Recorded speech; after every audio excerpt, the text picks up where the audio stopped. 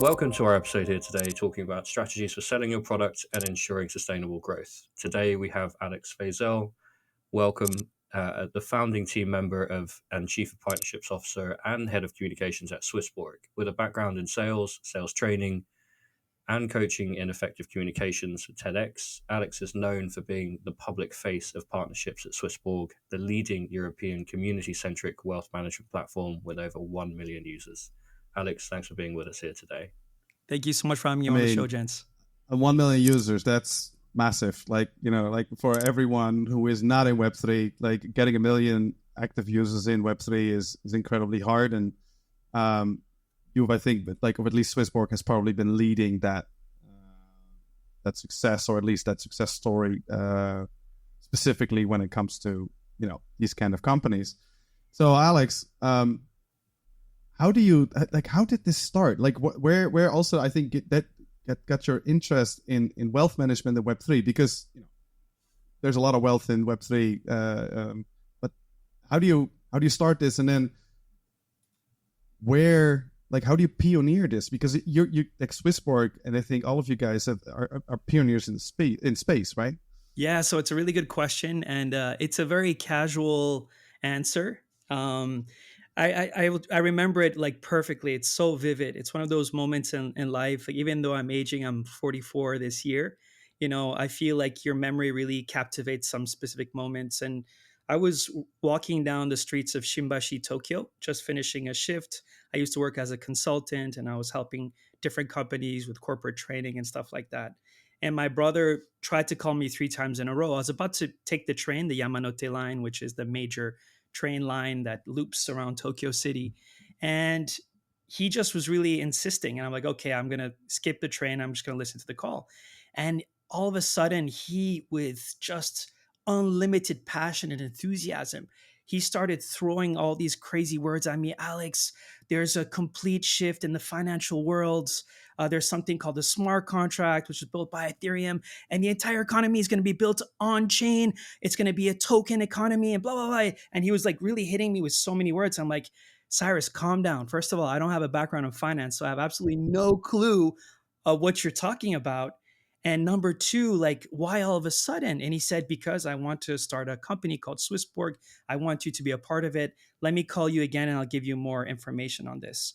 And the funny thing, guys, here, Thomas and Charles, is if we fast forward to May 2024, just last month, Larry Fink, the CEO of BlackRock, who's now planning on creating a challenger to the New York Stock Exchange, actually mentioned exactly what my brother told me on that call in 2016 of November, which is the entire financial industry will go on chain. So it's crazy, man. It's crazy how all of a sudden this story, which was already cool back then, but as soon as I saw Larry Fink announce that on, the biggest financial media networks of the US, then I realized, holy shamoly, what a visionary.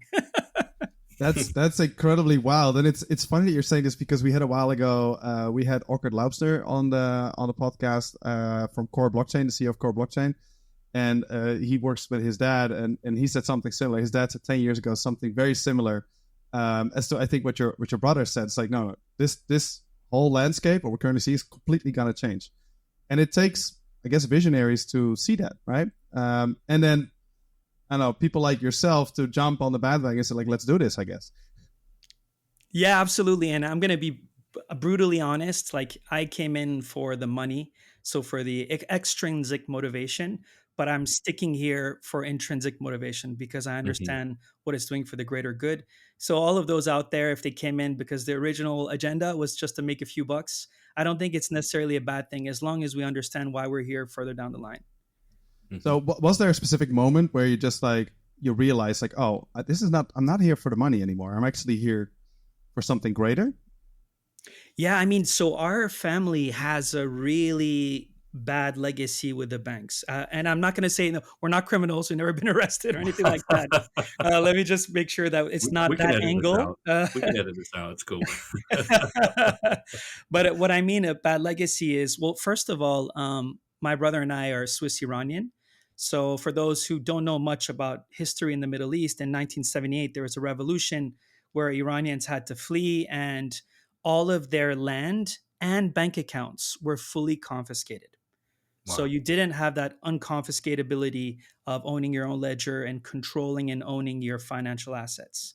So Mm, that's one story even before we were born. And it really hit our family hard because, overnight, guys, imagine you having to leave your country for whatever reason. And the house that you bought, the land that you bought, the bank accounts that you're using locally, all gone. Imagine that overnight. Like that's how bad it is. So you can see already where we're going with this story, right? And then further down the line with the embargoes on Iran, when the U.S. presidents, because of political tension and kids fighting in a playground, what happens is when you put someone on a list of sanctioned countries, you're cutting off the entire population from the financial grid. And mm, that is scary because all of a sudden, during the pandemic, when my dad he lost his job, first of all, when there's an embargo, because he also cut the abilities to do business with some countries, and he has no money. And what Iranians would do, or people who live in these type of difficult situations, is they rely on cash a lot. So yeah. let's say Yep. Thomas and Charles, you have someone in, I don't know, a country, sorry, that is affected by politics. You have to bring them physical cash. But then when you travel, as you guys know, there's a limit in terms of how much cash. So you would have to have someone flying back and forth, maybe with a limit of $10,000 each time to support that family member who's cut off the financial grid. But all of a sudden, with Bitcoin, a lot of people, what they were doing is they could send money to the local Sarafi, which means local exchange in Farsi, and people could swap their Bitcoin, they could swap their USDT, they could swap their Ethereum directly to the local Tuman, which is the currency of Iran. So you see my point here. That's a Yeah. second very clear story that connects directly to our family. So I didn't get that immediately in the early days, but I think for everyone to find their own purpose, we really need to connect on an emotional and spiritual level, an intrinsic level, as I was saying earlier, rather than just extrinsic. I mean, to dive in here, I don't think there's anything wrong with starting out with trying to make a few bucks. I mean, there's nothing wrong with that. When you're like finding a way to the intrinsic, but starting with the extrinsic, I think that's how a lot of people, especially came in late to crypto Yep. and the Web3 technology started, right? 100%. We've seen it in our industry. Like even I started like that. We got contracted to build a layer zero, like really long time ago, like 7 years ago. And I was like, oh yeah, they're great, get contracted. And then later on, you start start looking into what the vision actually is. You start to realize, like, yeah, shit, this actually has value. And then I'm from the Netherlands and rich white Western country. But to your point, I think your backstory is super powerful when you look at what Web3 and decentralized finance can actually offer people that are being sanctioned for whatever reason, because like it's very black and white. You live in Iran, you don't have access to anything. No, Yeah. and there might be bad players there, but there's also a lot of good people, and they also get hit by these embargoes. So beautiful. I think that's a very I think beautiful switch from going for the money to building something that's a lot bigger than just money. So you guys started building this, of course, and you as a founding team member. Like, can you tell us a little bit about some of the early challenges and also the early wins, right? Because they're equally important. You learn from the early challenges, but it's also very important to celebrate those early wins. Like, can you give us a little bit of insight on these things, on what went on during the early days of Swissborg? Yeah, absolutely. So I think the core recipe, and this kind of blends off or bleeds off to some of the later points we're going to cover. But I think one of the critical moments is when we decided to do an ICO, which was early 2017. My brother came to visit me in Tokyo, and I was walking down the streets, and our other co-founder, Anthony Le Soimier, actually, Anthony, my brother Cyrus, and we've known each other since high school. So we've known each other for a very, very long time. I've always felt tremendous energy from this guy. We were never really close friends, but it's just, I don't know if you guys can understand my feeling here, but there's just some people you meet in life, some guys that you feel there's good energy. You just want to be with that person without really being able to frame it on a rational standpoint. And so there's just always really good energy, almost like destiny was putting us together. And when I saw the dynamics of my brother and Anthony, both co-founders together, they were just so complementary. Very little ego, because ego is a very, very dangerous trait amongst co-founders, right? That could literally send a company to the ground, right? So they were very complementary, as in character and also expertise. So Anthony is an engineer by academics. So engineers, as you guys know, they're very good at problem solving. They're very good at processes, procedures, quality assurance. While my brother is very result and more people oriented and more big picture. So more vision and where we want to go. How do we navigate the boat rather than building the right wood or using the right screws for the boat, right? Or the right um, items to help it move forward. So I just saw the dynamic from them from a skill and personality standpoint. And then I saw the dynamic in terms of responsibility. So Anthony, because he's almost without any ego at all. He was completely okay, not just on paper, but in terms of mindset, to let my brother be the decision maker. And that's really tough, guys. That decision making responsibility, even on paper, ego always clashes. And I saw that perfect synergy. And I thought, oh my God. And I told my brother, you can ask him this. I told him word for word, face to face. I said, Swissborg's going to be successful. I'm so confident about this. And he's like, why? And I say, because of the dynamics you have with Anthony. Like that's everything, guys. It's like the dynamics that two co-founders have is like the president with his board of advisors. It's like parents, a mother and father with their children. Because ultimately, when you have those dynamics, it transcends through the entire company via what we call a culture. So yeah, that was absolutely the biggest win from the get go, which really brought me on board. And I left everything I was doing. I was trying to run two startups. I was coaching other startups to help, raise money. And I just dropped everything. I said, "Oh, this is going to succeed." Wow. That's also, your brother Anthony, that's a lot of trust towards each other. And obviously that a lot of time spent in high school, I think that helps.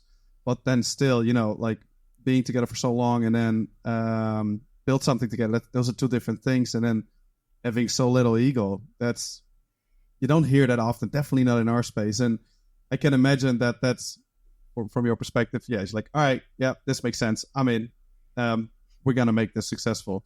So then to add, like, were there any challenges around that as well? Because, great co-founders, great product, but I assume there were some pivots, there were some places where you're like, oh, you're the more outward-facing person, community-wise as well. Like, were there specific challenges that you walked into early stage? Absolutely. So hiring is probably one of the most complicated parts, right?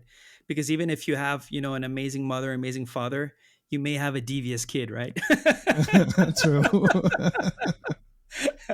So long story short, and it's going back. We're circling back to the intrinsic motivation.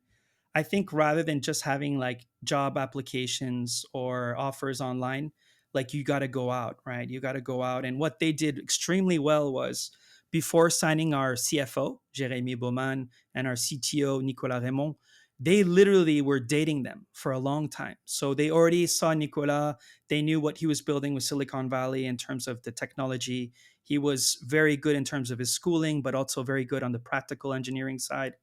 So they really wanted him. He was based in Geneva. And so they would actually go to his office, invite him out for lunch, and they would try to steal his heart on an intrinsic level and not just here's the salary, here's the bonus, and blah, blah, blah. So I think the trade off, guys, as you know, it's a lot longer to hire people that way. It takes more time. But I think they realized that the pillars of a foundation need to be like rock solid. So they absolutely wanted him as a CTO. They absolutely wanted Jeremy as a CFO, and our chief compliance officer, Christophe, as well. They all got them by the soul first and the heart and the mission. And, these guys, once again, they can probably get twice the salary they get with us by working for Google or any other big tech firm, right? But the mission drives them most, right? What they do and have the freedom to decide what technology they want to build and create a legacy for themselves in the longer run. So I think, and if you do hire, by the way, guys, people that are not the right fit in the early stage, you got to cut fast. Just cut. You cut the fat as fast as you can. Trim that fat as fast as you can, because one bad apple really can create a rotten batch. And I think that's one of the, if you're talking about problems, Thomas and Charles, like the biggest problem is do not linger on bad apples. Get them out. Get them out ASAP. I know that's friction, but that friction in the long run is going to create a very strong emotional base for you and really teach you how to become a business person. So that's probably, maybe we held on to some people who are not in it for the vision and the mission and more in it for just quick money. So don't forget to cut the fat. I absolutely agree. It's probably the hardest thing to do, and I think also definitely early stage. You want to believe that there's a change, but in people, if they're not able to keep up either with the mission or the vision or the speed of the project, and it's very often, I think, an easy piece where you say, okay, well, we'll give it 3 months. Sure, if you're a 500 people organization, you have that overhead, not a problem. If you're with 4 people or 10 people, it makes a massive impact. It makes a massive impact with 4 to 10. Exactly. Look, I love these anecdotes. If we could talk about it for a long time, I would just want to touch a little bit on your TEDx background, because we spoke about that and it fascinated me. It's very unusual. To like, I've never met anyone that did presentation coaching for elite speakers in TEDx. Like, first, how did you get there? And secondly, like, how did it hone your communication skills? Because, you obviously you gave a lot to these speakers, but what did it brought you? Yeah, that's a really good question. And, for me, it was by just pure honesty. It was pure luck. Nice. So I didn't find it myself. I think in life, there are multiple ways to discover what you're good at.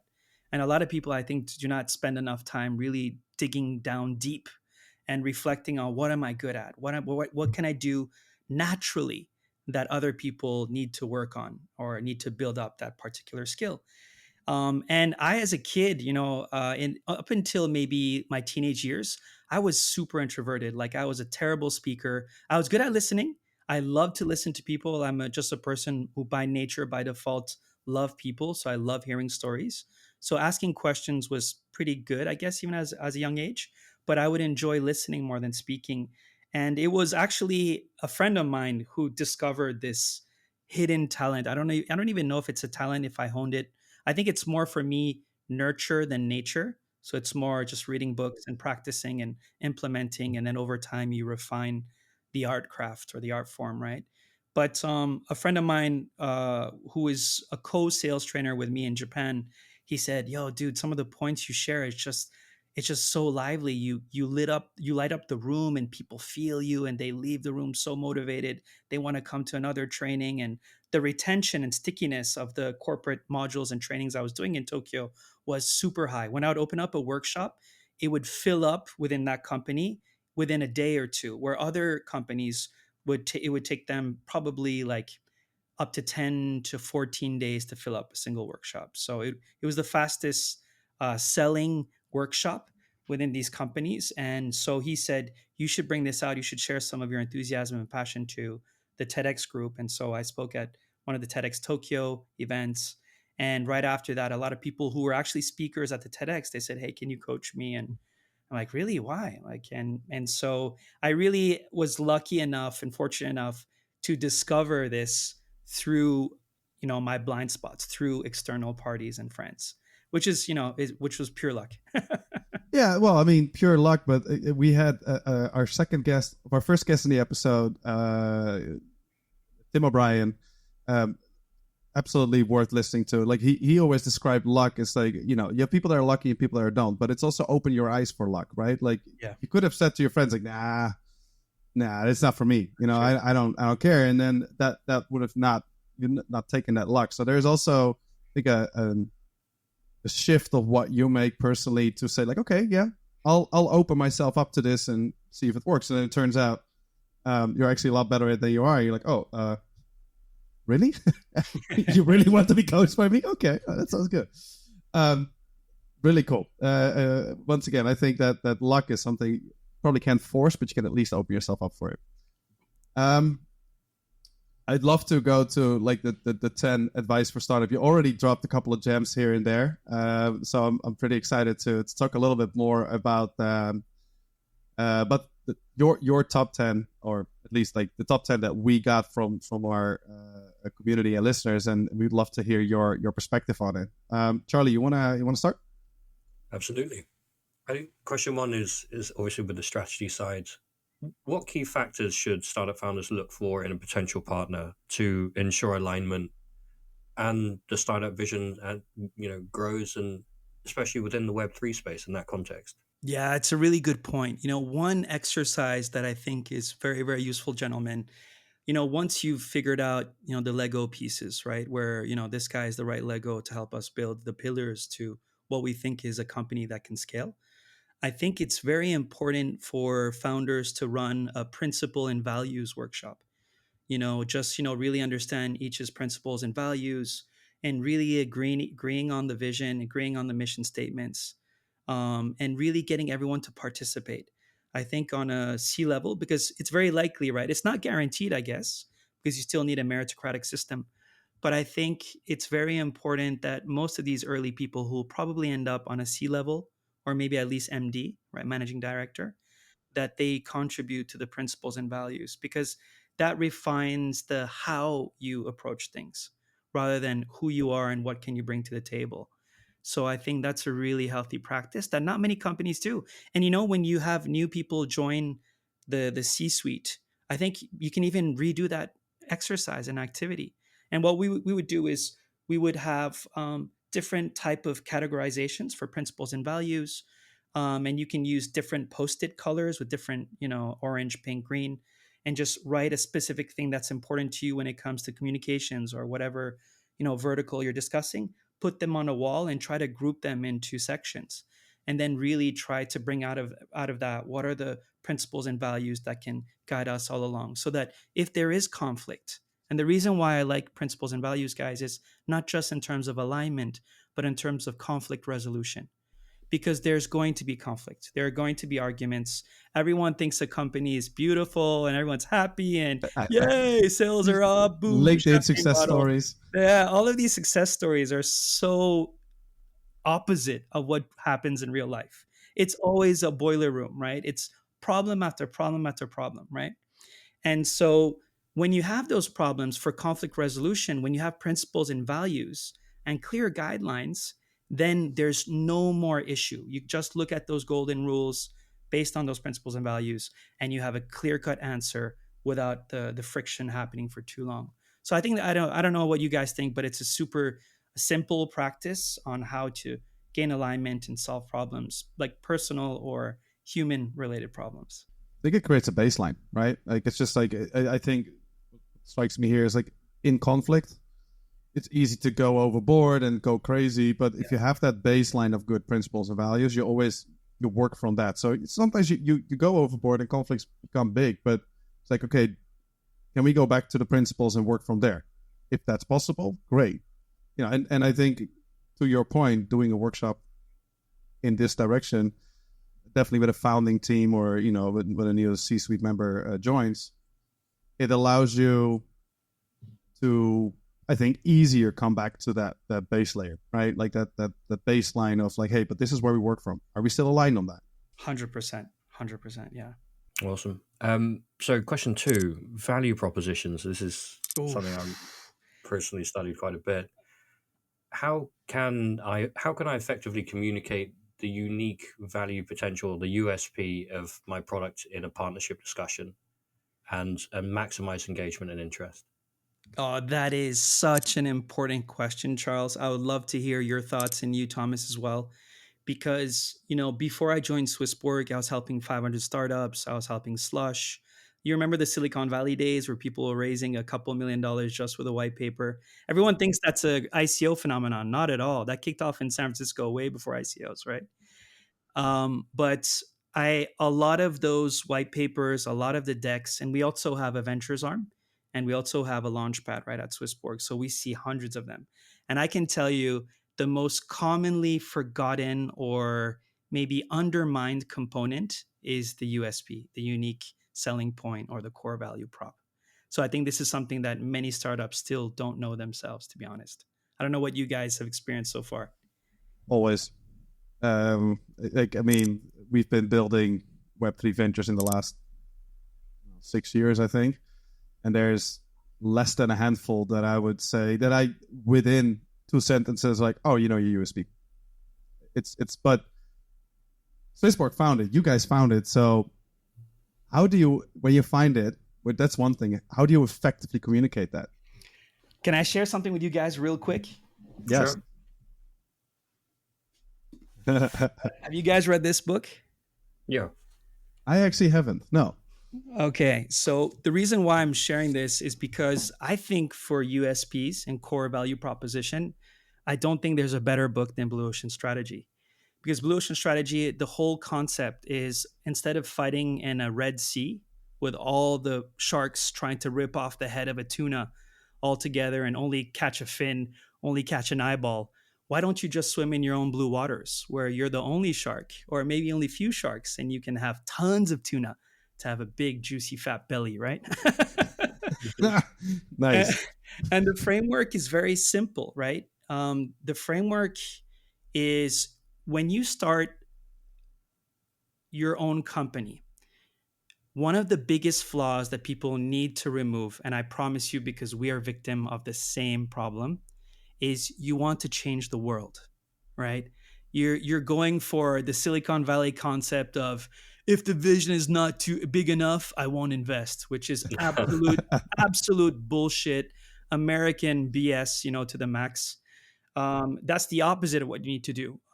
Obviously, if you're creating some sort of AI that is, different from the current AIs that is specific to a specific industry vertical, it's much better to start off specific. And the framework, they have a quadrant, right? And the quadrant is very simple. If you want a core value proposition, you have to understand from a general standpoint that it's not about just creating and raising the bar. You also have trade offs. Because if you want to do something better or something new, then you have to compromise on other things because you can't do everything well. You can't be a jack of trades. You need to be an ace in a particular technology, right? That's helping the world of Web3.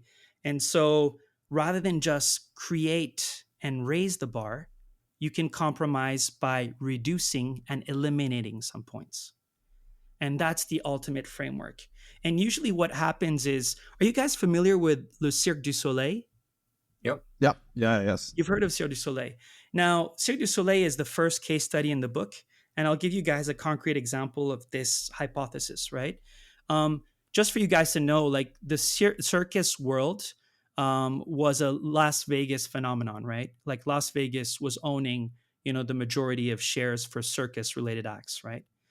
And so the circus industry was a dying industry. Like, the tickets weren't selling, the balance sheets weren't looking good. It was about to die. So why is it that the Cirque du Soleil, who timed their circus in the worst times, has managed to scale and take over all the market share?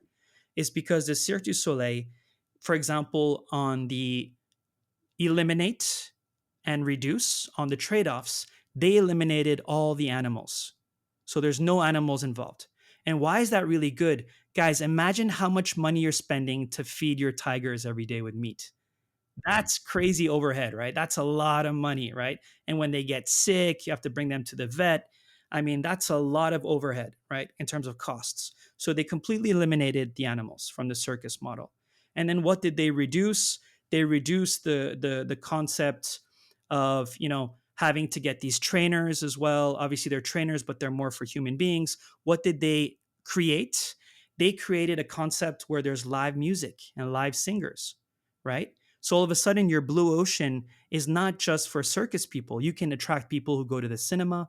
You can attract people who go watch concerts. So once again, you're creating a blue ocean by bringing other people. What would those people do alternatively to circus? Maybe if you don't like a circus, maybe you're a movie fan. Maybe you're a sports fan, or maybe you're a concert fan, right?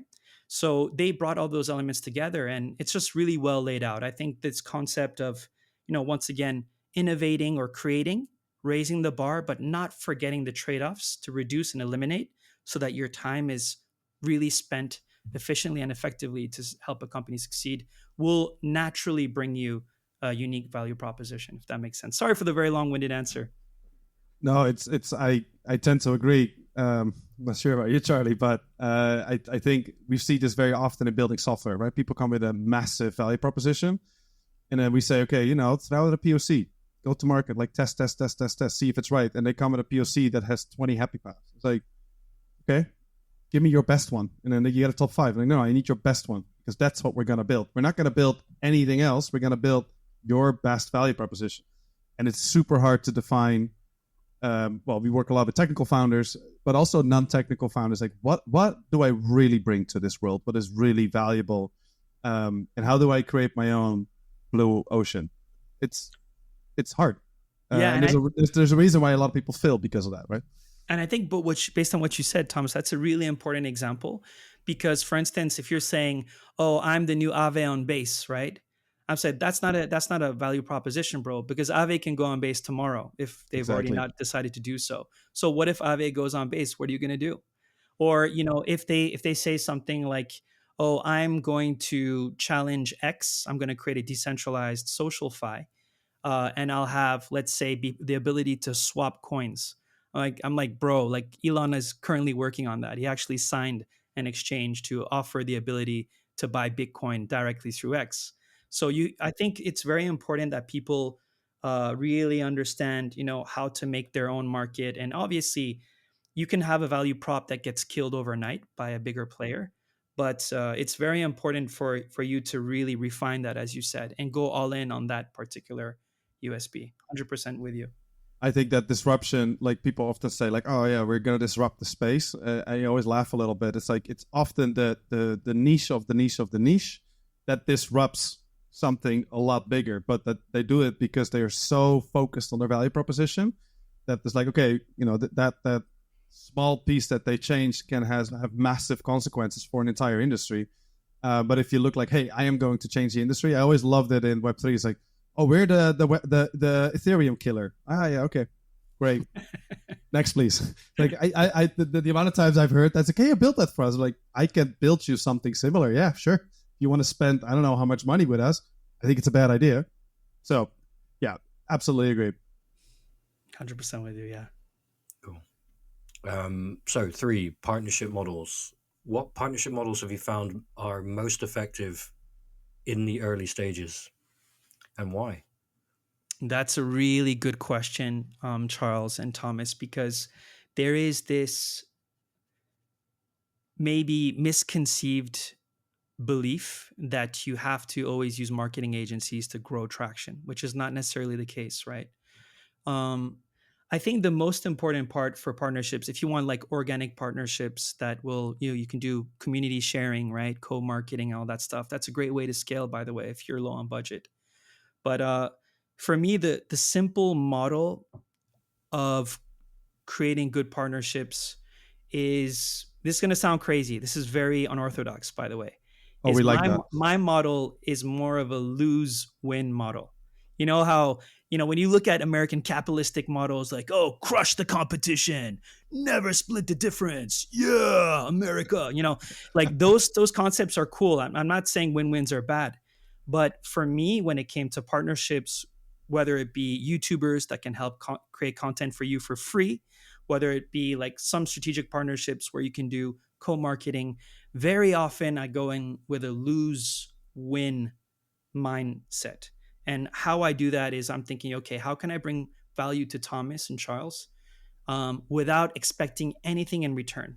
And I must say there is a drawback to this approach, because if you're looking for quick KPIs, once again, it's going to take longer, because it's like planting seeds in a garden in your farm.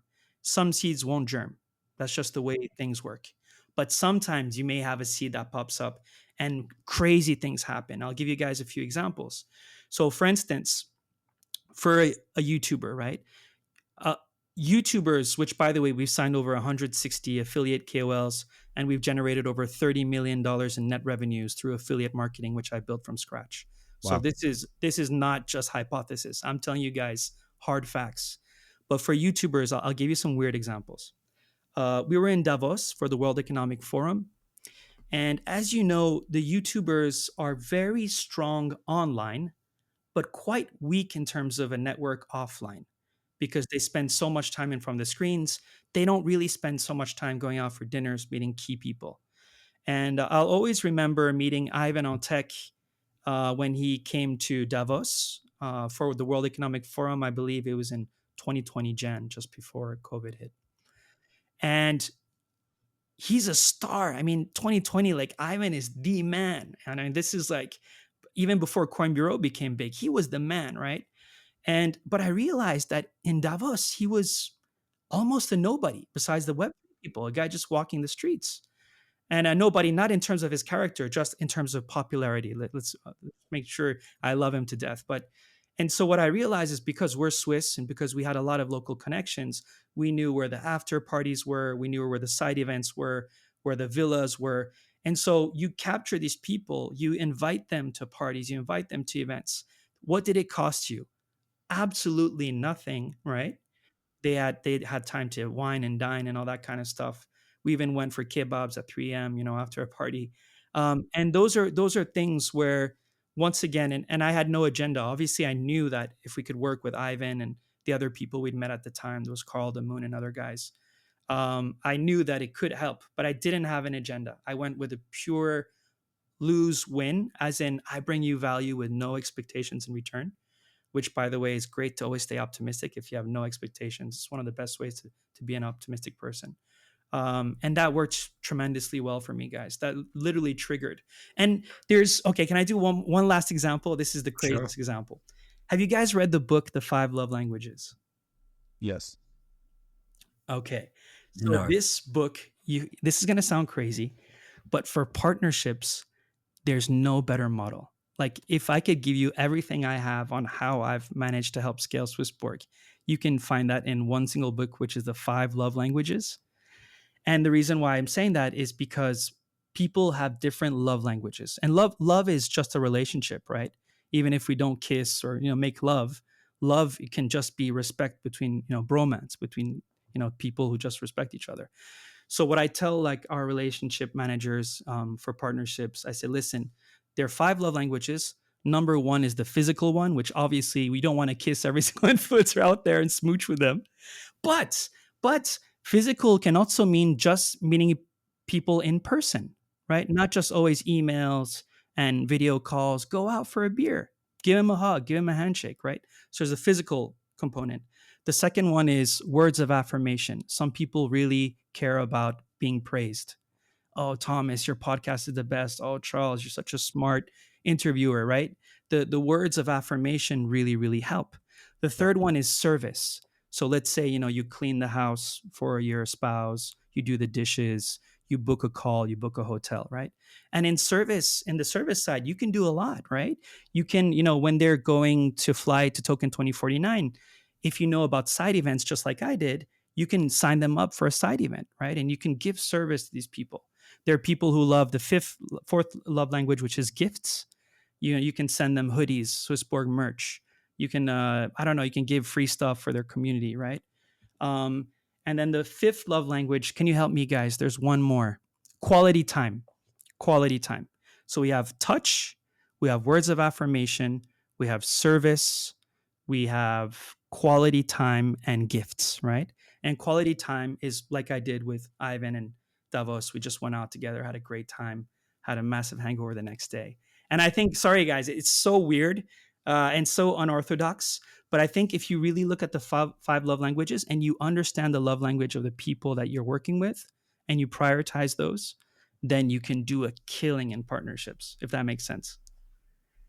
Yes. I had a healthcare career before I started in tech, and you build your relationships with your patients. In this case, we had patients that kind of rehabbing back into society, long-term relationships by exactly this, right? Like we call it affective neutral. So you show affection, but in a neutral way. And I think the most important piece is that, one, it's meant, it's really well meant, and also it's shared, right? Like by quality time, I always find a big thing. Yeah, you get drunk together, you get a hangover together, but you text each other the next morning. It's like, oh man, I'm really hangover. What about you? It's like, oh yeah, me too. But it was a great time. Yeah, it was a great time.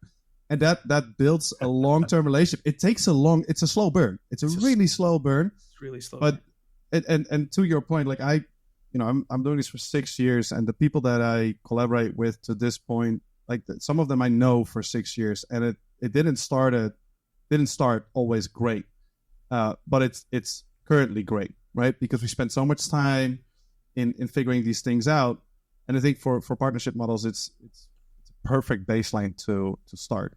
But of course, as long as you mean it, right? I think that's a really important piece. Exactly. And as long as you have no time pressure, obviously it's, by the way, guys, I do believe in sales. I do believe in tactical, execution and delivery. And I've always done a combination of both. But I just think, as you said, the slower it is, the more long term it probably is. And also, like, for these love languages that I've given to these guys, and by the way, there are so many examples. On the service love language, you can also get them free speaking slots at events, at keynotes, right? Because a lot of them, they're not in the loop. They're so locked up in their bubble, in their YouTube world, right? So there's so many examples of items. I would just recommend everyone out there to look at the 5 love languages and make yourself a list of what is feasible in terms of in person, in terms of quality time, in terms of presence, in terms of, but yeah. So, but I think what's really cool about this in the long run, Thomas, the core benefit is that you don't even need to close people. They will come and they will say, listen, I want to work with Swissborg. Can you send me over an example of an agreement and I'll get back to you? So Ivan, that Martini guy, Carl the Moon, all these guys from the 2020 era, right? Like, I didn't have to close a single one of them. It came from them because we had that trust, right? And that was it. I love the next question on this, Charlie, because this is performance metrics. What metrics or KPIs are most critical to track and report when managing partnerships in the Web3 sector? I guess the first one we can knock off as sales you'd have to close. And then where would you take that from there? Yeah, that's a very, very good question. For sales, right? For scaling a business development unit, what I would say is the most important is to really understand the simple balance sheet, right? How much are you paying your team? How much you're bringing back? And scaling, by the way, guys, is something that I think 99% of the startups out there do not understand as of today. I mean, there's most crypto companies don't even have a business model, right? If they didn't have equity or token raises, they wouldn't scale anyways. But just for the sake of keeping it simple today, just understand your balance sheet. So how much do I have in debt? How much do I have in terms of revenues being generated? What do I need to be ROI positive with this team? And what do I need to hire some people? Because a lot of companies, when they forecast their balance sheets, or if they're doing some sort of P&L projections, right, they're going to keep the costs quite linear, when it's never like that. There's always unexpected costs, number one. So you always need a blanket, to be safe. And then you'll need a goal to figure out, okay, I'm paying this person, this senior biz dev person, this salary, maybe more junior, this salary. Maybe we want one more junior under this senior. So how much do I need to make plus that blanket in order to scale the actual company? So I'm really sorry if this is very generic as a KPI model, but first, I think it's very important to set the final goal first. So let's say, this year we need to make $1 million in net profit, because that $1 million will allow us to maybe build this technology for our affiliation to automate something. So this will go to technology, these revenues. These revenues will go to one senior biz dev, and these revenues will go to a junior biz dev in this particular region or language. So, I think one last comment on this all, guys, is it's important for us guys in sales, other than the tactics, right? The tactical level, we can talk about that separately, but it's to really grow their business acumen.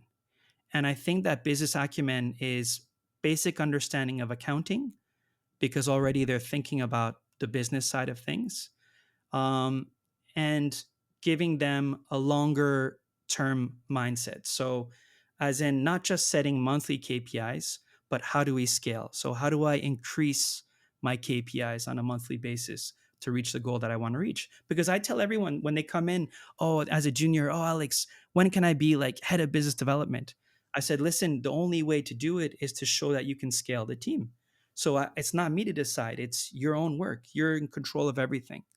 So if you can show me that you understand how to, first of all, be ROI positive for yourself, ROI positive for your junior, and then you can increase the revenues, increase your KPIs progressively by keeping them realistic and smart goals, as we always say, and then scale accordingly, then you won't even need my decision or my validation for you to get promoted, right? You'll just naturally have, maybe 2 mid-career biz dev under you, and then 5 junior, and then all of a sudden it's like, okay, this guy's no longer a biz dev manager, he's at a managing director level. Does that make sense, guys, or not at all? For me, it does. Yeah, it makes sense. Yeah, yeah, it's very straightforward, right? You hold the keys to your own castle. Exactly. Yeah. Mindful of time, going to accelerate through these, so you're trying to rapid fire through them. Scaling partnerships was another one. As your startups grow, how should your approach to partnerships evolve? Yeah, absolutely. So I really believe in, so scalability. I see it from multiple angles, guys. Right. So I see it as you can increase revenues to grow a team. You can increase revenues to grow your tech, because sometimes people don't want to grow their team. Maybe their comfortable zone is around 40, 50 employees and not go up to 250 like Swissborg, right? So understanding your goals first, and what do you want to scale? Do you want to scale your technology so that you can automate things more and just be more efficient amongst your peers? Do you want to scale in the sense where you reduce costs and expenses? So there, you see what I'm saying here, guys. You can scale the technology, you can scale the employees, but for everything you need to scale revenues. Is what I'm trying to say when it comes to scaling. And I think, um, one thing that I see people who scale extremely well, and this is from many people I've observed, is they're so good at prioritizing time, guys. The way they prioritize time is crazy good, crazy good. I've seen people like they barely do meetings, right? If there's no very clear agenda, if there's no very clear goal, if one person, key person, is missing from the meeting, he will cancel the entire meeting. So really understanding your time, and really, once again, if you understand that, you know, risk reward and long-term scaling goals, and you keep that as in a simple question to yourself, what matters the most for my company to grow? This matters, or revenues, and this matters, maybe token price action. And so for those reasons, if you have those goals, you will be able to say no to some things. And I know it hurts. And I know you won't be the most popular person in the world if you want to scale.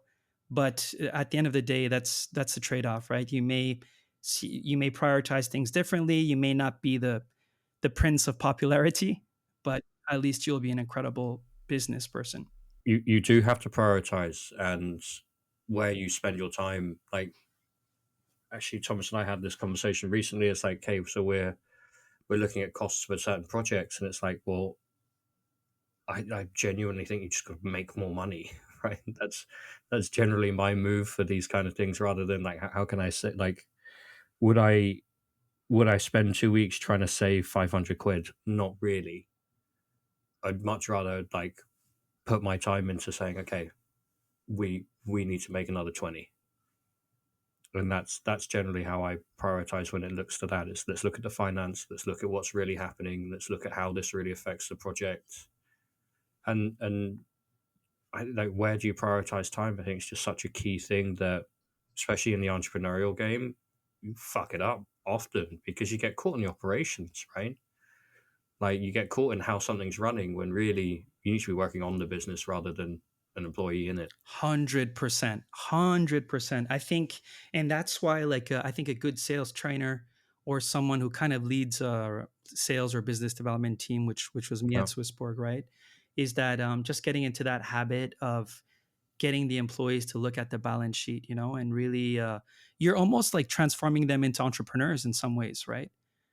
And it's not to be an asshole, it's simply for them to really see this as often as possible from a business standpoint and not just a product standpoint or a Yeah. service standpoint. Yeah.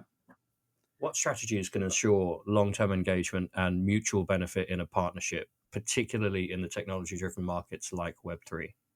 Yeah, absolutely. So, well, first of all, I think that long-term engagement from the company standpoint, like employees, retaining employees, reducing churn, all that kind of stuff, that comes from the culture, 100%, and the culture Hmm. which is connected to the purpose. And I think there, especially in the crypto world, like we're all masochistic here in some ways. It's such a painful, brutal, intense world, right? So we Well, we're get trying to change the world. Who said it would be easy and it wouldn't hurt? there's one meme. I'm sorry, guys. This is so X rated, but let me just say it. There's one meme that I love that makes me giggle, even though I've read it 1,000 times. Mm. It's like, I don't need sex because crypto fucks me every day. Yeah, It's the thing that we should probably show to new founders or Yeah. new entrepreneurs in this space. Is like, are you ready for this? Yeah. I'm not sure if this should go out, but anyways, it's okay these days. The community is different from the corporate clients, but it's so true. And I lost track of the question. Sorry, the question was, in terms of Managing long-term engagements, those long-term engagement. relationships. Yeah, so the culture is definitely for employees. Yeah. Long-term relationships with companies. I would love to rely on the five love languages. You have to meet physically. Like there's something about remote work that just doesn't work. We have all the data, guys, like of people who are so remote wouldn't come to any of our um, corporate, outings and the events that we do to for bond building and all that kind of stuff. The corporate activities. The what are they called again? The when you go out with a company once a year. I forgot the term. We call Anyways, it a heyday, but yeah, retreat. There you go. retreat. Right. There you go. So we have the data, guys, and I can tell you very, very easily that this kind of connects both the love languages and relationships in general, whether it's within the Hmm. company and or a client or a partner. Um, Not having a physical connection is really bad. Like I can tell you the drop off from the engineer side who are working completely remote and never come to HQ, never come to the retreats, they're going to drop off a lot faster. The churn rate is a lot higher. There's something, we're human beings, right? We're not robots. So you need that physical interaction. You need to meet with each other. I think some of the best times when it came to innovation were times where we locked ourselves up, for a week or two with all of the C's, right? And we did workshops every day. We went, we did some randonnée, like, walking and trekking together and, doing campfires, right? We're human beings at the end of the day. And it's the same thing with the corporate clients. Once again, even if you send lots of gifts, even if you do some good servicing, that's great. Even if you still need that quality time together. You still need that in-person thing. So Mm. I think that's the key for everything. And a lot of our really big KOLs that we lost in terms of affiliation just stopped promoting us. It just happens to be those that we hadn't met them physically for over a year and a half, right? The product hasn't changed. We have even more features than before, but it just fades out, if that makes sense. Just like a long distance relationship, right? When you're dating someone. Yeah, no, it's very true. I mean, the next question is risk management. What common pitfalls should startups avoid when entering and managing a partnership? I guess not meeting in person is probably Big one. it's the thing with these questions. They kind of answer each other, which is Yeah. great. But are there any other key pieces of risk management when it comes to clients, partnerships, KOLs that or general partnerships between companies that you would advise Yeah. I mean, our I community? think that there's something that's really important, which is expectations, right? Like really making sure that you fully understand the expectations. And the expectations, I think they need to be SMART goals as well. So Yeah. specific, measurable, attainable, realistic, timely. So, and that's why, unfortunately, it's always good to have a document, like a written agreement for all types of relationships, even if it's cross promotional or marketing. It's better to have that, binding agreement. It doesn't have to be a legal contract, but some sort of, MOU, LOI, simple agreement where both parties sign. So I think expectations is key, guys, because if there's one thing that wasn't mentioned in that agreement, that could kill relationship in itself, if that makes Cool. sense. And I'll give you Yeah. just one example, right? Like, so there's one ventures company, VC, where we helped them. We both co-invested in a project, and we brought them some very high quality content creators. And we found out later, even though we'd verbally agreed, through conversations, that we didn't want them to try to pouch our network, because we work with them constantly, right? And we create strategies for other projects. And a lot of people were circumventing us, trying to steal them from us. And that, unfortunately, there was no agreement in place. And that really that's something that all of a sudden, if you don't have a physical agreement, the relationship goes south, right? Right. Feedback loops. So this is interesting. Feedback loops, growth loops, depends what you want to really call them. How can you establish effective feedback loops with partners to continually improve the product and partnership experience? Yeah. So this is, again, going to the mindset. Sorry, guys, I'm going a lot back to the mindset, because I think that's the core, that's the catalyst of everything. Everything starts in the mind. And so, in terms of mindset, I think one thing that's really important, guys, is, and often overlooked, is everyone okay at receiving feedback, or will they take it personally? Will they get hurt? Do they understand that feedback is not challenging you as a person, but challenging an idea that is not necessarily you? It's just a thought. So I think if you train people to understand that feedback will only make you better, but also train people to feel comfortable giving the feedback, right? That's also a big problem, especially in, Switzerland I think it's a less confrontational culture. Netherlands, Definitely. I think Netherlands is a little more direct, right? But Swiss is We love to be direct. they love to be direct, which I love as well. But Switzerland is very indirect, guys. So if you're already indirect in your communication style and non-confrontational, feedback is already an issue, because number one, people are afraid to share. Number two, people get hurt when it's shared. so I would just really hone in and creating a culture of feedback where people starve for feedback. They're like, oh, I want feedback from all levels, not just from my superiors, from my subordinates, from people working with me, from the end user. I want feedback from everyone, and just see it as, you building your own armor, right? So one division, if you're a gladiator, or if you're some sort of like soldier, right? The first feedback is the helmet. The second is the bulletproof vest. The third is, like, I don't know, cool pants. I always add to these kind of things. It's like the loops are very important, and getting and giving feedback is very important, but also teaching how to receive and how to give, because again, in the Netherlands, it's very usual. You blurt out things, and people are like, all right, if I do that to Charlie will probably be very offended, right? Because like from a British perspective, he'd probably just be very rude. I'm actually a very good example of one of the founders that Charlie works with, that I met in Denver last year, and I was so tired, and I was hanging out with his girlfriend and doing the side events, and I met this guy, and he's like, "Oh, this is my boyfriend." And I'm like, "Hey man, nice to meet you, dude. I'm super tired. I didn't really want to talk about work right now." And he was super offended, and now there's he like we became like really good together. We had a good talk about it, but now. What he does is every time where he introduces me to new people, he's like, "Oh, this is Ruth Thomas. He will tell you exactly what he wants." Like, and for me, that's fine. But for other people, they see that it's like as something that's not fine. So you got to keep in mind, if you work with different cultures, like teach other people what feedback means in their culture, but also what it means for you, right? Like I'm fine if people just straight up tell me, "Hey, this went wrong. We need to do better," or "Hey, I've seen you doing this. What do you think?" But other people's like, if it's non-confrontational or less confrontational, it might need to go into a hamburger style, right? Like hey Alex, like, your hair is really great today. Your mic, not so much, but your beard looks amazing. Yeah. But it's I wish. that kind of level where Yeah. those loops sometimes are really hard to implement, definitely over different cultures. Yeah, and I think for me, as someone who is, I think high in emotions relative maybe to the standard, right?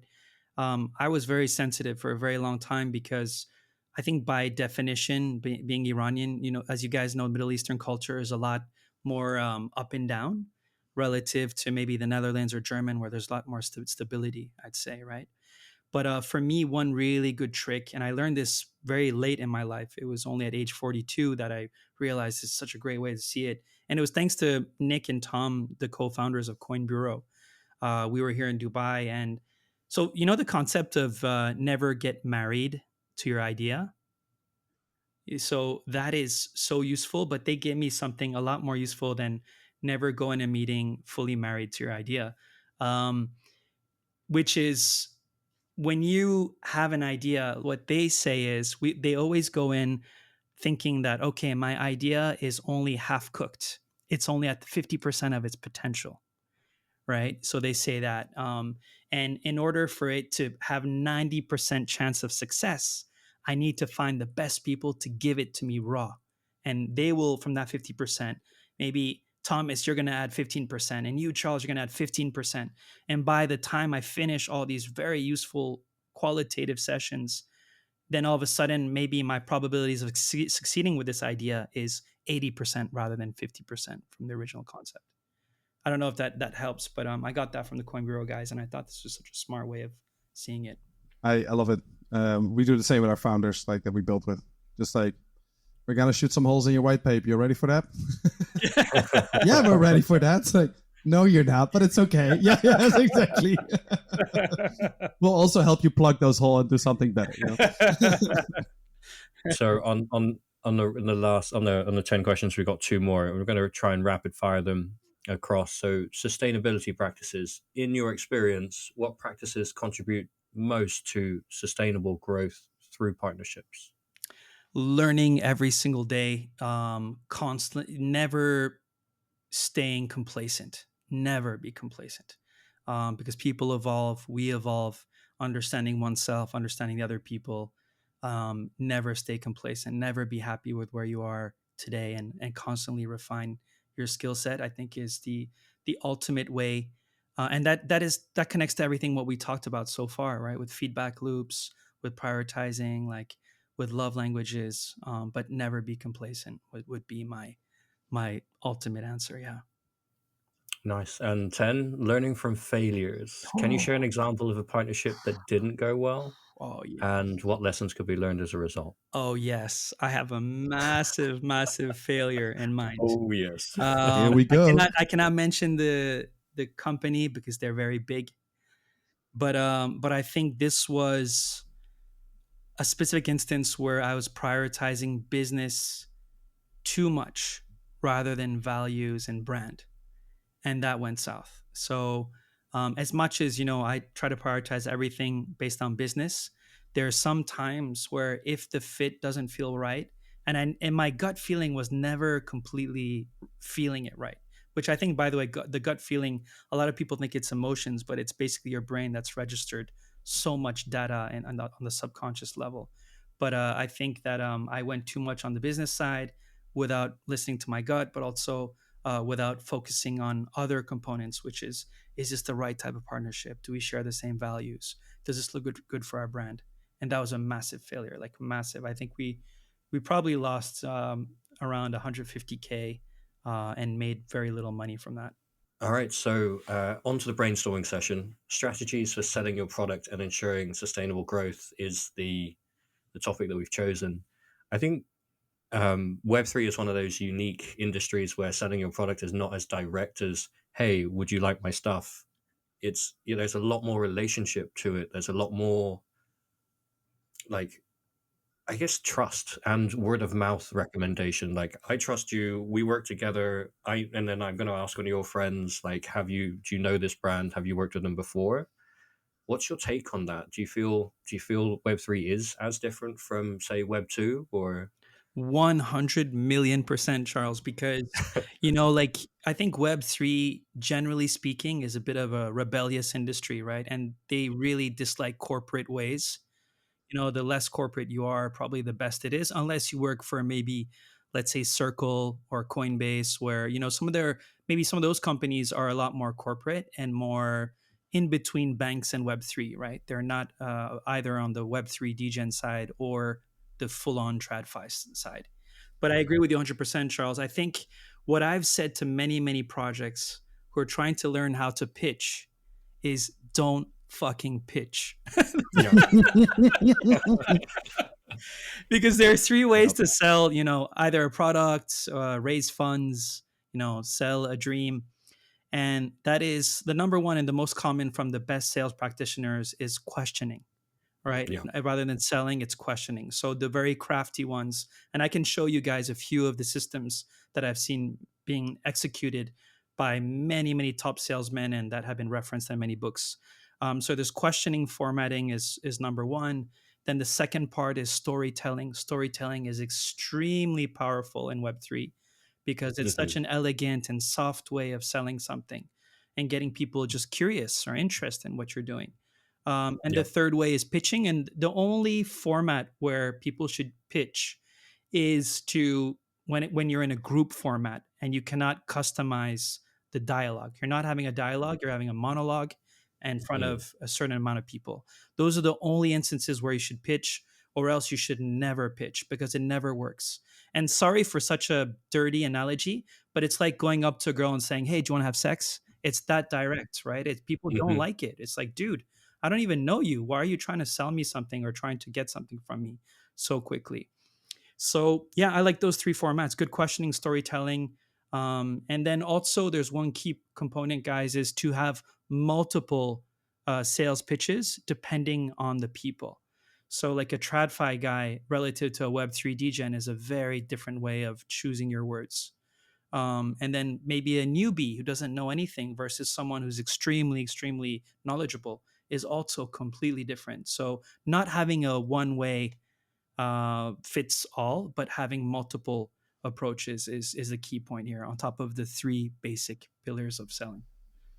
Yeah, that choosing your audience piece, that is always, I always find it interesting going to conferences. And I think I had a discussion with Charlie last week about this because we were at NFC Lisbon, really lovely conference. And I liked it. I generally like conferences. The thing I dislike about it is that everybody tries to sell really heavily. And, we're sitting on the tech side of things. So it's always like, oh, what do you do? Oh, you need tech services? Like that's generally the conversation I have with agencies. I'm like, no. Well, first off, you didn't ask what I do, but no, I don't need tech services.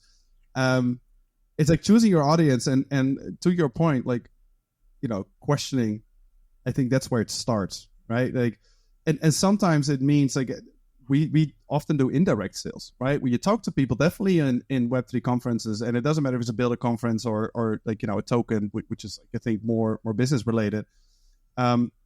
Sometimes referring people to the right, or making introductions to the right people. And then often they come back later and they're like, oh, hey, you were doing tech services, right? It's like, yeah, we spoke about it 3 months ago. Yeah, I really remembered you because you put me in touch with that guy and I got this piece sorted because at that moment in time, they needed legal and they needed nothing else, right? So you're starting pitching to somebody that doesn't need tech or marketing. It gets off a bad impression. Well, if you do the other way around, where you say, like, hey, look, we know the right people. I can make an intro for you. The intro goes well. There's a good chance they're coming back like, hey, thanks for that intro. And by the way, we do need that crazy smart contract for a crazy project that, we're going to change the space with. Okay, cool. Let's talk. But if you don't start with questioning, it gets shoved through your throat and you're like, yeah, but I don't really care about what you do, or like, because you don't understand what the audience is. And I think you mentioned something really important, Thomas, is if you really want to pitch, at least ask what they do first, right? Because that's an elegant way. Because once you've given them the chance to speak, then they'll feel obliged to reciprocate. Sorry, I can't even pronounce that properly, but they'll feel obliged to do so, right? Yeah. So that's, at least it's a little more elegant, right, in the way of doing it, because you let them go first. I was just going to say, I liked your comment, Alex. Like, some businesses are more corporate. It's part of what we do. Aspect is that we are corporate. Our goal is to be that, like, essentially tech people defense against like big corporates trying to rug pull them on contracts and or looking at their economies. Like that's why I'm wandering around these conferences in a shirt, right? And it is that kind of, you get with the side eye. It's like, why are you at this private event where everyone's in a t-shirt and you're wearing a shirt and like a sports what's your fucking problem? Why are you at my party? And then they kind of wander over and they're like, oh, so you've been in this space since 2016-17 and you have launched some ICOs and you have launched a unicorn business and you've done all of this, and 4 of my friends who are also in the room, invited you here. Oh, you are one of us, but you just performed that function. I'm like, yeah, the reason why we wear the shirts is so you don't fucking have to. Right? And by the way, Charles, when I look at you now, you do look more like someone who would be with Kraken and Coinbase rather than an Aave or 1inch or something. Yeah. You're still fighting with 1inch, by the way. we essentially provide. I mean, regardless of how degen you want to be, once you get into that Series A room discussion, the quality of the deal that you're going to get out depends on the quality of the people on your side of the table. Yeah. And you can feel that. And in essence, that's we prime businesses to get there and then ensure that steering of the ship, as you put it, that vision, that monetary basis, that P&L, that balance sheet knowledge is there for these businesses. Yeah. And so we almost couldn't do that without wearing the shirt, 100%. And I think, like what we talked about earlier about having like multiple pitches, know your audience, like Thomas, you mentioned as well. Like, so for example, for me, right, if I meet someone who is a complete beginner in crypto and they ask me, what do you guys do at Swissborg? I will just say, listen, we've created an app, which is like the sky scanner of buying your crypto or earning interest in an easy way and at best prices, right? So I'll use the sky scanner analogy where we get you best price for buying, selling, and earning interest on crypto. If I talk to a techie guy, I will say we're a meta exchange layer connecting to 5 centralized order books and 4 Solana dexes to get you best liquidity, minimum slippage and spread, and best rates. So that's a different pitch. And then if I talk to someone from TradFi, I'll say, hey, Charles, what we're building right now is essentially NASDAQ 2.0, where we're the central point where all liquidity will go that will connect the FX world, the SEX centralized exchange world, and the DEX's decentralized exchange. So you see already, just for Swissborg, I already and I have millions of other examples of how I would refine what Swissborg is depending on the audience that we know. And as you said, Thomas, even if there's no business now, as long as they understand and know what you do, something may come up later. I have one example. It made me laugh. So pretty hard. Last week we onboarded our COO. She is non-crypto, and she went to the first conference, and she's like, "Yeah, how should I present Intersect?" I'm like, in the way that you feel most comfortable with. And she came up with and to non-tech people, she's like, "Yeah, we're a Tinder for the IT industry." Like, and funnily enough, for a lot of people, they were like, "Oh, okay, so you connect like." Your clients with, I was like, wow, that you explained it. She explained it better to non-crypto people than I ever did. I was like, wow, that's really impressive. But it's, and you say that to a tech guy, he's like, okay, that's weird, right? But you say that to a marketing guy that hasn't any idea what a blockchain consultancy means, and a trust layer between clients and all this kind of stuff.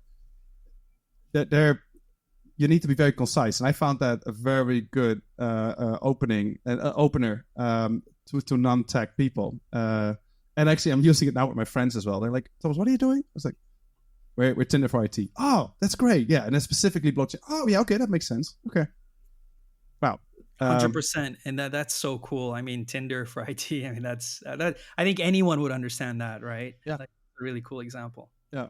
Yeah, we offer very transactional. Oh no, that's not true. We actually offer very deep. That's the difference. We're probably more like a Bumble, or like we offer like in-depth partnerships and a partnership for life. She's got to swipe right first. In a sense, yes. I wanted to touch on one more thing, and I know we don't have that much time, but I wanted to just ask you one question, because this is something that I've seen our clients struggle with, and generally the industry struggle with, when it comes to building customer loyalty. And it's easy, I think, if you're doing something for crypto by crypto. But how do you create that on a larger scale? Let's say, your Web2 users, like, it's something that is seemingly really hard to crack for projects in this particular space. 100%. So I think the biggest mistake that most startups make in Web3 is that they don't have a story. They're trying to create a company kind of like Apple, but they don't realize that Apple really, really crafted a powerful brand, on how people wanted to be different from Windows, because Windows is garbage. So it's a lot of hard work on the storytelling, on the narrative, on the brand. And I think it's more than that, actually. If you really want people to stick with you, you have multiple pillars that you need to sell. Number one, you need to have some sort of public figure, right? So the people within the company, there's that story, right? So for example, Charles Hoskinson, he's a A+ for Cardano, right? He is a real guru. Or Steve Jobs was a real guru, right? So already, if you can tick the people pillar, and it doesn't need to be the entire team. It could be 1, 2, 3 polarizing figures, right? Like Elon. And then the second one is the story of the mission, right? Where the company's headed. And the vision and the mission, the company is another story that you need to sell. It's a second narrative. And then the third story is the technology, or the token, if you have a token, right? But the technology and the token, once again, what's the story, the compelling story that you have? And I think if you can have stories for all of these pillars, then you will create extreme loyalty. Why do people love Tesla? Because Elon is fucking awesome. Because his cars are very cool. So why? I mean, and the vision he has. Oh my God, the vision. He wants to build, spacecrafts. He wants to send us to the moon, right? So all of the pillars, there's a story for every single pillar. I mean, he created a car that farts, right? Have you guys seen the Tesla that farts? Yeah.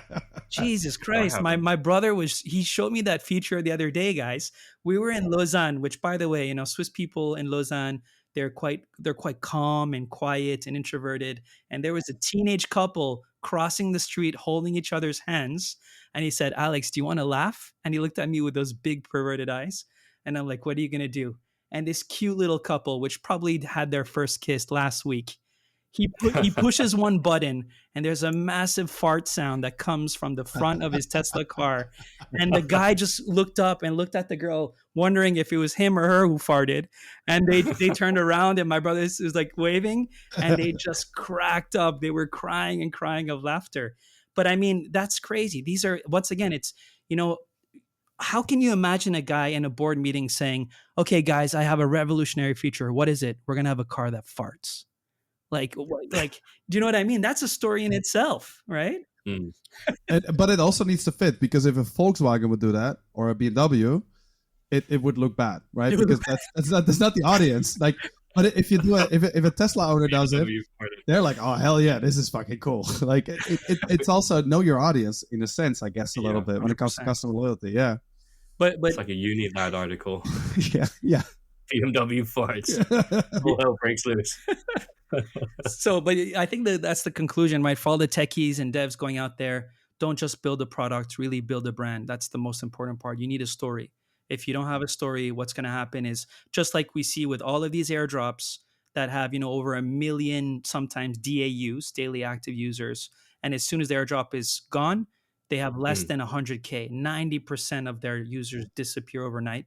And that's the difference with Swissborg. We have a story. We love the community. We're constantly organizing events. We give our time and availability to them, and that works, right? Our stickiness, by the way, is one of the we have one of the most sticky apps in the world. We look at the stats. Out of 800,000 KYC users, we have 300,000 monthly active users. So that's like 30 to 40% monthly active users, which there's no company in crypto like Coinbase. When you look at the recent financial statements, 10%. Crypto.com is even lower. It's maybe around the 5%, even 3%. So the stickiness comes from a story, I guess, and really spending time with the community rather than the corporate side. So that's just my personal take. Oh, interesting. So we're about to run out of time, so we're going to shimmy on down to the desert island. Alex, if you were to start again, you had no bags, no clout, no black book, no friends in the industry, and no rich uncle, what would be the 5 things you would bring with you if you're going to start your business journey again? I would bring the top books possible. So I would probably bring all the books that can help me give as much wisdom as possible from, invisible mentors. And then other than that, really invest in oneself, invest in understanding yourself, your strong points, your weaknesses, and then finding someone who can complete the other part of the puzzle. Can you give us 2 books that you would take? Can I give 3? Oh yeah, of course. So, and I do recommend this particularly in this order, not just one after the other. I consider this as the best way to be read as a sequence. And I would start with the book Think and Grow Rich with written by Napoleon Hill in the 1920s. And the reason why I like this book, by the way, the title is very misleading. It's not about becoming rich. The rich here is more in terms of the mindset, the wealth, and the richness of your mind. And that book really focuses on taking over your consciousness, your subconsciousness. And the subconscious part of your brain is the most powerful part of the brain. A lot of people like to think that they made decisions logically or rationally. It's not true. We actually try to validate those decisions with logic from the neocortex. So Think and Grow Rich, number 1, just for you to master your mind and create the law of attraction and the right wavelengths so you connect with the right people and really weird shit happens. That's maybe for a future podcast. I can share some freaky stories with you guys. And then the second part, I would go for How to Win Friends and Influence People. Actually, before How to Win Friends and Influence People, I would go for The 7 Habits of Highly Effective People with Stephen Covey. Why? Because once you control the mind, what are the principles and values that you can learn for yourself to go from being dependent to independent to interdependent as an effective leader, right? So brain, yourself, and your skill set. And then third, how to win friends and influence people so that you can use that with other people. So more on the social psychology side and relationship side. So that's why I like that order. You format your brain, then you add CPU to yourself, and then you can connect to the internet and other potential devices. It's a perfect analogy. Fantastic. Alex, I can only thank you for spending your time with us here on WT3 podcast. It's been an absolute pleasure. Can you tell our audience where they can find you and how they can connect with you at Swissborg? Yeah, absolutely. So please feel free to check the swissborg.com website if you're interested in the crypto space. We're trying to build wealth management, so to automate everything so that it is as easy and as passive as possible for people to be a part of this amazing journey. And then myself, you can find me on Twitter, Alex_Fazel, Fazel. Fantastic. Awesome. I'm really glad that you found some time in your busy schedule to speak with us today. I really enjoyed it. I think that Charlie and you did too. Yeah, indeed. So again, thank you very much for being here. If you got this far into the episode, which I'm pretty sure a lot of people will, thank you for listening or watching. Please like and subscribe.